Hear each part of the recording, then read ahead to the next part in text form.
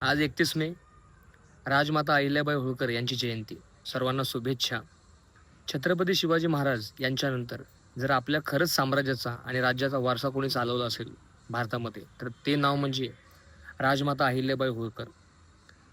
काशी विश्वनाथपासून संपूर्ण देशामध्ये जिथे-जिथे तुम्ही पाहाल, तिथे-तिथे मंदिरांचा जीर्णोद्धार केलेला आहे. जी मंदिरे खालसा केली गेली, ज्यांच्यावर अतिक्रमण करण्यात आलं मुघलांकडून, त्या सर्व मंदिरांचा जीर्णोद्धार करणारी एकमेव आपली तेजस्वी स्त्री म्हणजे, स्त्री शक्ती म्हणजे, माता म्हणजे राजमाता अहिल्याबाई होळकर.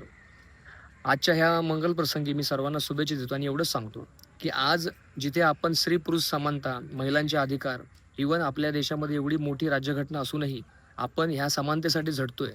पण बघा, हे सगळं नसतानाही त्या जुलमी कारभारात सुद्धा अखंडपणे उभी राहून, निर्भीडपणे उभी राहून आपल्या राजमाता अहिल्याबाई होळकरांनी जे साम्राज्य आणि त्यांचं जे शक्तीपणाला लावली, त्यातूनच हा सगळ्या आपल्या विचारांचा, आपल्या संस्कारांचा वारसा निर्माण झाला. त्या म्हणूनच पूर्ण हृदयामधून मी ह्या जयंतीनिमित्त आपल्या सर्व बांधवांना शुभेच्छा देतो आणि एकच गोष्ट सांगेन, राज्यावर राज्य करणारे खूप येऊन गेले, पण जनसामान्यांच्या हृदयावर राज्य करणारी एकमेव माता म्हणजे राजमाता अहिल्याबाई होळकर. धन्यवाद.